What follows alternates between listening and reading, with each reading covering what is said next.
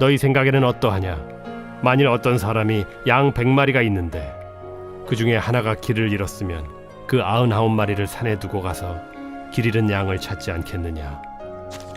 진실로 너희에게 이르노니 만일 찾으면 길을 잃지 아니한 99마리보다 이것을 더 기뻐하리라.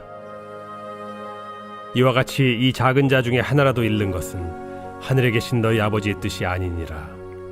네 형제가 죄를 범하거든 가서 너와 그 사람과만 상대하여 권고하라. 만일 들으면 네가 네 형제를 얻은 것이요 만일 듣지 않거든 한두 사람을 데리고 가서 두세 증인의 입으로 말마다 확증하게 하라.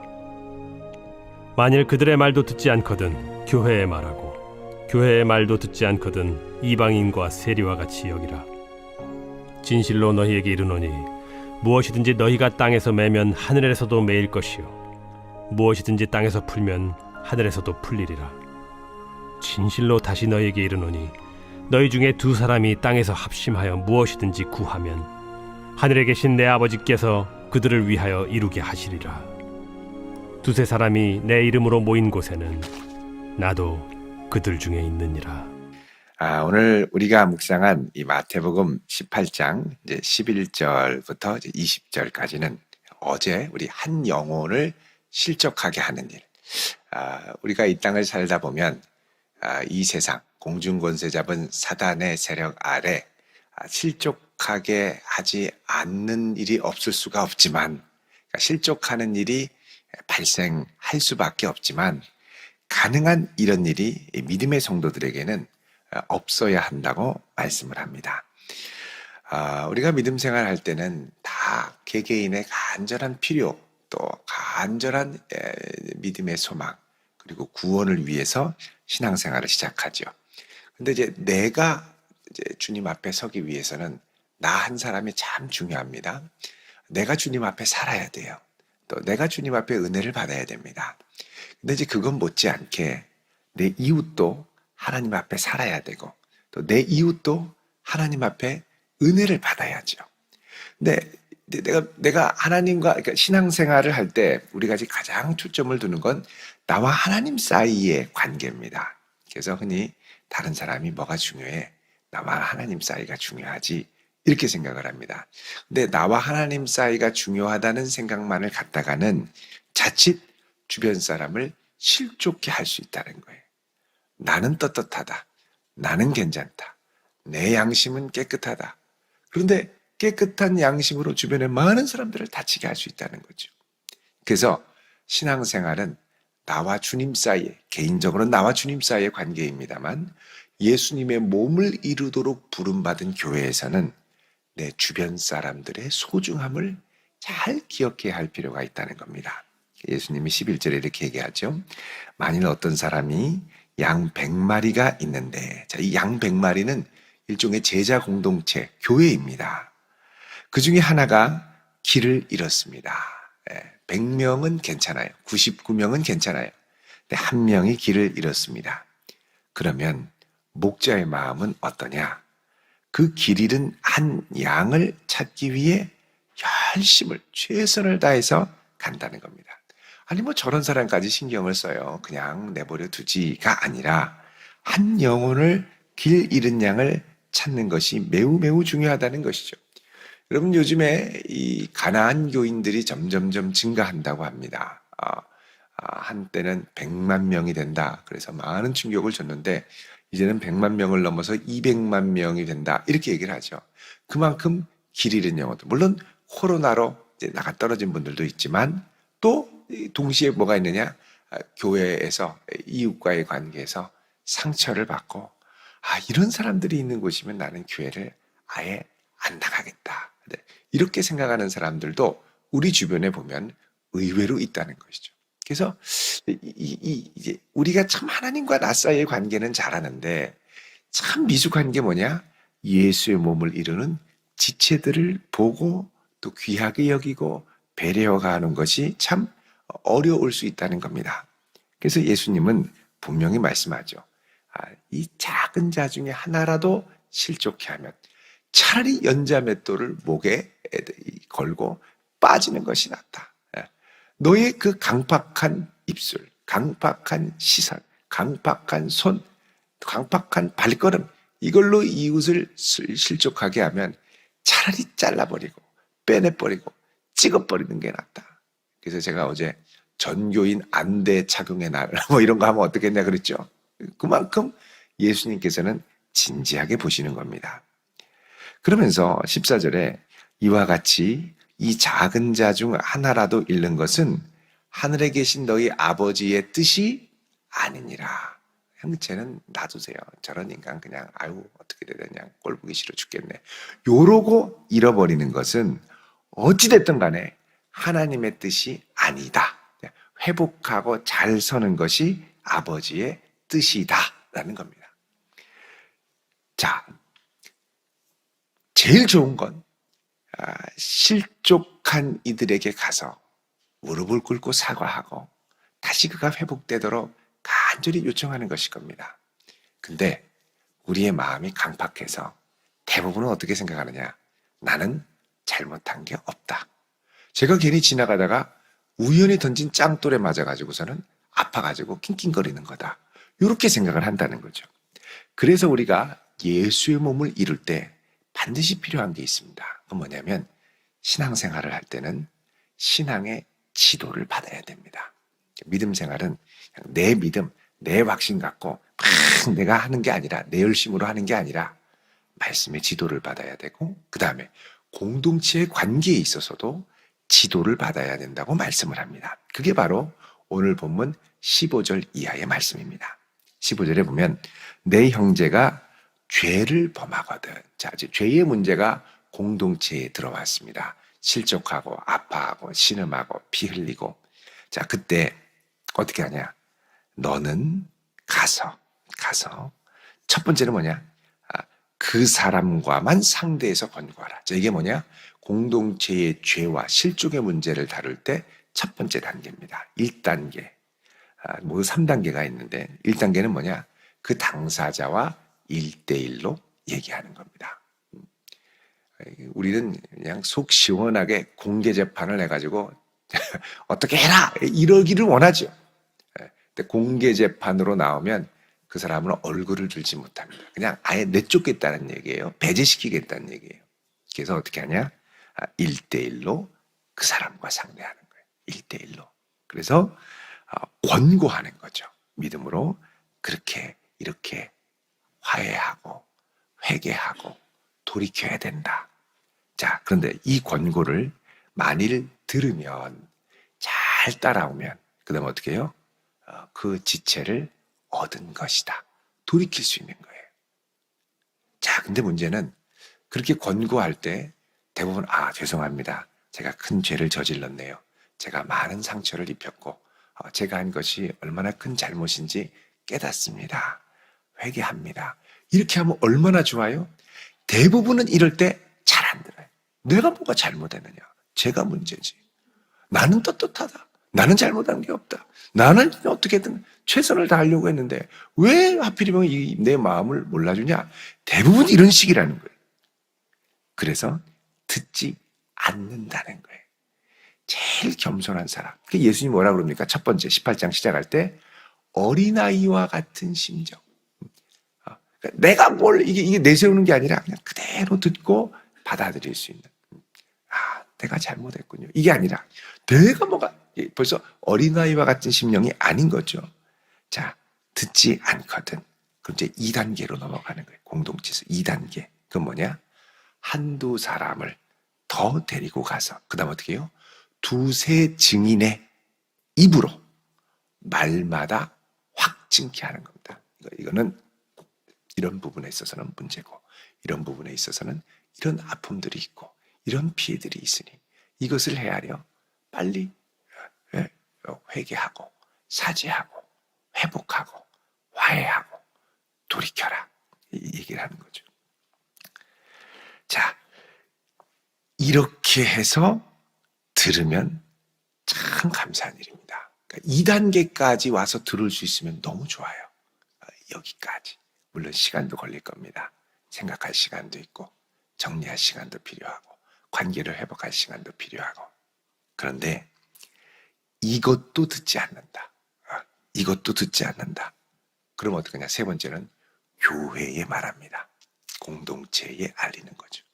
그리고 공동체의 차원에서 권면을 하는 거예요. 또 교회에게 말하고 그 다음에 교회의 말을 들어야 된다는 거죠. 예수님의 몸의 말을 들어야 된다는 거예요. 근데 이것도 거부한다. 이제 이것까지 거부하면 이제는 오늘날 같으면 어떻게 합니까? 내 법적으로 너를 세상 법정에 어떻게든 하겠다. 이런 단계까지 가는 거예요. 그러면 어떻게 하느냐? 이방인과 세리같이 여겨라. 그러니까 세상 법으로가 아니라 믿음의 법으로 사랑의 법으로 그 안에서 돼야 되는데 하여간 실족하게 한 사람도 실족 당한 사람도 어떻게든 마음을 풀어야 되는데 다 사람들이 이 아픔이 있고 상처가 있으면 온통 나에게만 집중을 하죠. 나는 더 이상 할 거 다 했다. 사과 안 한다. 사과할 필요가 없다. 뭐가 잘못했냐. 막 이런 식으로 가게 되면 어떻게 하냐. 이방인과 세리와 같이 여기라. 여기서 뭐가 나타났냐. 출교가 나타납니다. 안 들으면 공동체의 몸을 이루지 않겠다는 거예요. 사랑으로 서로 연결되지 않겠다는 거예요. 그럼 어떻게 되느냐? 출교입니다. 이 안에서 더 이상 믿음의 지체로 역할을 못하는 거예요. 그리고 이제 어떻게 되냐? 그 안에 있는 악이 주변에 전염이 되죠. 그래서 어떻게 되냐? 이방인과 세리와 같이 여기라 그럽니다. 그러면서 18절에 너희에게 이르노니 무엇이든지 너희가 땅에서 매면 하늘에서도 매고 그 다음에 땅에서 풀면 그 다음에 어떻게 해요? 하늘에서도 풀린다. 그러니까 지금 여기서 소자에게 하는 이것을 통해 하늘이 맺히기도 하고 열리기도 하고 닫히기도 하고 풀리기도 하고 이렇게 된다는 거예요. 그래서 이 공동체의 믿음의 지도를 어디까지 따라서 화해하고 풀고 함께하고 소자를 일으키고 할 수 있느냐라는 거죠. 이거는 자존심의 문제가 아니고 내가 뭐가 잘못했냐고 강변하는 문제가 아니고 이거는 예수의 몸을 위해 순종하며 나가야 될 차원이라는 겁니다. 그래서 19절에 예수님이 다시 말씀합니다. 진실로 내가 이르노니 너희 중에 두 사람이 땅에서 합심하여 무엇이든지 구하면 하늘에 계신 내 아버지께서 그들을 위하여 이루게 하시리라. 자, 서로 미워하고 질시해서 공동체가 분열합니다. 그럼 함께 기도를 못해요. 함께 기도를 못해요. 그런데 어떻게 하냐? 다시 화해하고 회복해서 함께 주의 나라와 의를 위하여 서로 사랑하며 예수의 몸을 이루기 위하여 구하면 그 다음 어떻게 해요? 하늘에 계신 내 아버지께서 그들을 위하여 이루게 하시리라. 여기서 그들은 누굽니까? 합심하는 그들, 마음을 하나로 하는 그들, 한 마음으로 나가는 그들을 위하여 이루게 하시리라. 그러죠. 그래서 여러분 우리가 공동기도 제목을 교회에 이렇게 놓고 기도하지 않습니까? 공동기도 제목이 필요해요. 그리고 중요하고 우리가 이것을 놓고 한 주간 마음으로 새벽기도 때나 또 주중에나 수요기도회 때나 또 대예배 때나 함께 기도하는 것이 필요합니다. 근데 이렇게 함께 기도하려면 뭐가 모아져야 되느냐? 마음이 모아져야 돼요. 마음이. 예. 그러면서 예수님 말씀하시죠. 20절에 두세 사람이 내 이름으로 모인 곳에는 나도 그들 중에 있느니라. 자, 두세 사람이 예수 이름으로 모인 곳에 그들 중에 있다. 요거를 뭐라 그러냐? 임마누엘이라고 그럽니다. 임마누엘. 그러니까 마태복음에는 임마누엘로 시작과 끝이 감싸져 있어요. 마태복음 1장 23절에 이제 보라 처녀가 잉태하여 아들을 낳으니 그 이름을 예수 임마누엘이라 하리라. 하나님이 함께 계시다. 그러니까 태어날 때부터 임마누엘로 오셨고 마태복음 28장 19절 20절에 보면 볼지어다 세상 끝날까지 내가 너희와 항상 함께 있으리라.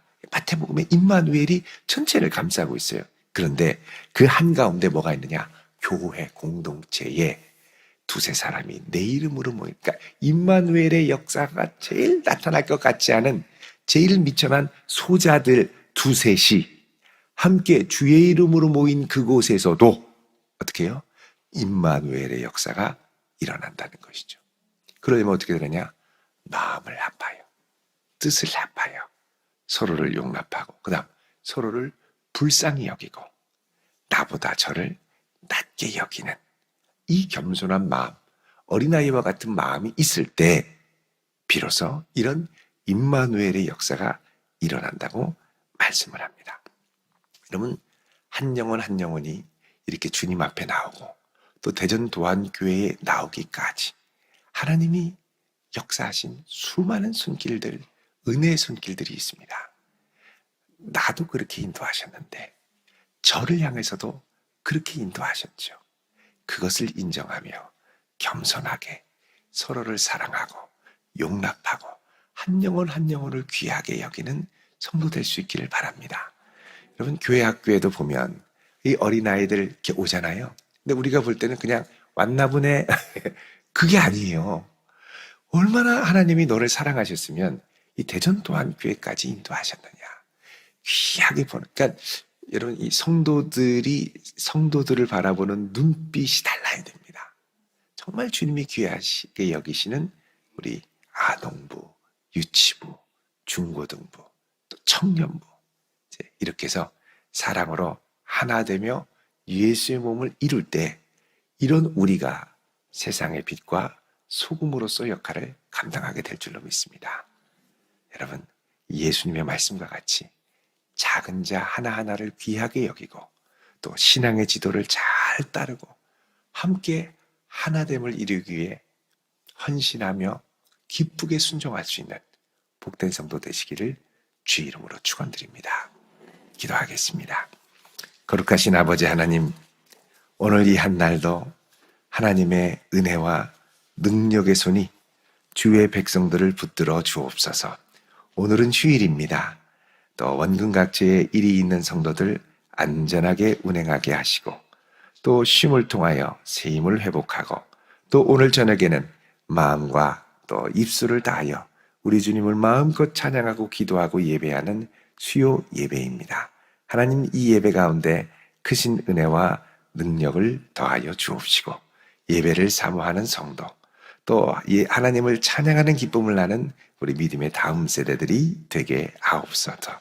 오늘 주 앞에 나올 때 이 새벽에 깨워주심을 감사하며 간절한 마음의 소원을 담아 예물을 올려드립니다. 여기에 담긴 기도의 간절한 제목들 하나하나 우리 주님께서 들으시고 받으시고 기억하시고 응답하여 주옵소서. 특별히 이 시간 우리 믿음의 다음 세대 되는 우리 믿음의 자녀들을 위해 기도합니다. 주님, 우리 자녀들 우리 가정해 주시고 지금까지 잘 자라며 건강하게 커오게 하심을 감사합니다. 자녀들의 건강을 붙들어 주시고 이제 내일이면 개학을 하는데 우리 자녀들의 한 걸음 한 걸음 가운데 크신 은혜와 능력으로 함께 하여 주옵소서.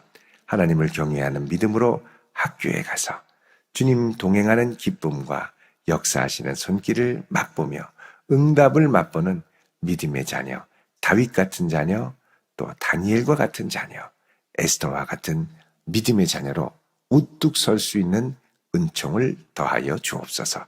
두려움을 이기게 하시고 지혜와 명철을 더하시며 주님의 은혜로 살아가는 이번 한 학기 되게 하시고 주님 예수 전하고 예수 증거할 수 있는 믿음의 사람들도 붙여 주옵소서. 이 한 날도 주께 맡기오며 예수님의 이름으로 기도드리옵나이다. 아멘.